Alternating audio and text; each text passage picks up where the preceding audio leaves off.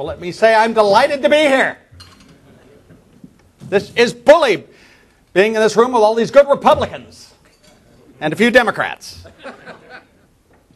As many of you know, I was once the victim of an assassination attempt in Milwaukee during my presidential campaign. And after being shot in the chest, I showed the audience my bloody shirt. Yet I still delivered a 1-hour speech.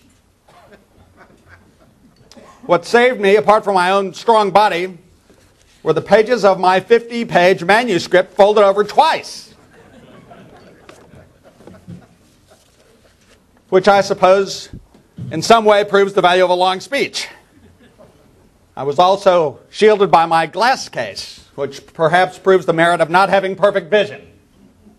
The bullet lodged 5 inches in my chest and remains here to this day. But as I said then, and I'll say again, it takes more than that to kill a bull moose. I've been invited here by Mr. Healy to speak of many things that are important to us all in America, to the American people and our way of life. I've spoken about these principles in times past, but I believe they bear repeating. If an American is to amount to anything, he must rely upon himself and not upon others. He must take pride in himself and not sit idle to envy the luck of others. He must face life with resolute courage. Win victory if he can, accept defeat if he must, without seeking to place on his fellow man a responsibility which is not theirs. A nation should never fight unless forced to, but it should always be ready to fight. The mere fact that it is ready generally spares it the necessity of fighting. I fully subscribe to the old West African proverb, speak softly but carry a big stick. You will go far. If I must choose between righteousness and peace, I choose righteousness. I was once accosted by a very large drunk, a ruffian in a saloon during my ranching days in Dakota.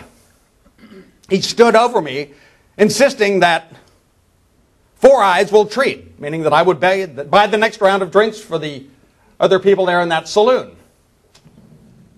Well, I noticed that he was standing off balance, and apparently he hadn't the knowledge that I boxed at Harvard.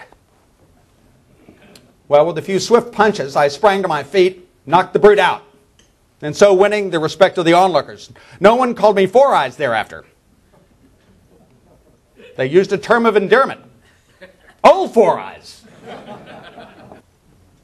I've been criticized in my career as being too aggressive, too forthright, too overbearing, perhaps too insistent on having my own way.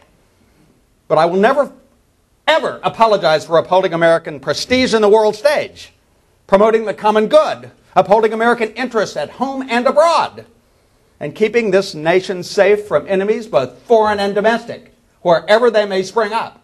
I also had the privilege to help organize, train, and lead the Rough Riders, the first United States Volunteer Cavalry in the San Juan Heights. There were Americans from all walks of life, the rich and the poor, the educated and the underprivileged. Some were blue bloods from the Ivy League schools, star athletes, sons of wealth and privilege, yet they volunteered to join in this struggle for freedom, to free the Cuban people from oppression. Some were hard-bitten frontiersmen, desperados from New Mexico, Arizona, the Indian Territory, Oklahoma. Some were Indians.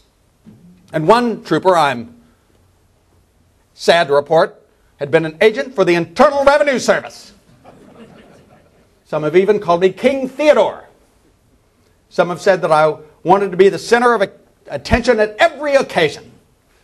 That one particularly harsh critic said that I probably wanted to be the bride at the wedding and the corpse at the funeral. I would much prefer to be a bridegroom and alive. In a republic such as ours, the quality of the individual citizen is supreme. The average citizen must be a good citizen if our republic is to succeed, because the main source of our national power and our national greatness is the average citizen. Some have praised me, but many have condemned me for what I've been trying to do for the good of this country over the years. The great bulk of my wealthy friends wealthy and educated friends consider me a dangerous crank. Why, you may ask?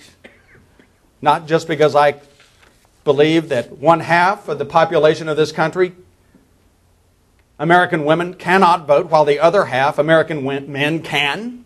I think that's wrong. You should have full rights and not have your rights denied you based solely on gender. I think it's unconstitutional and laws should be changed. But I also believe, and I think everyone in this room does, that our great natural resources must be conserved. Used wisely, used efficiently, but not wasted, not squandered.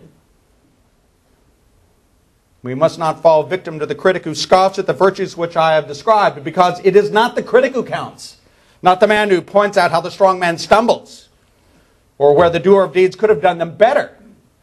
The credit belongs to the man who is in the arena, whose face is marred by dust and sweat and blood, who strives valiantly, who errs, who comes short again and again, because there is no effort without error and shortcoming, but who actually does strive to do the deeds, who knows great enthusiasms, the great devotions, who spends himself in a worthy cause, who at the best knows in the end the triumph of high achievement, and who at worst, if he fails at least while daring greatly, so that his place shall never be with those cold and timid souls who neither know victory nor defeat.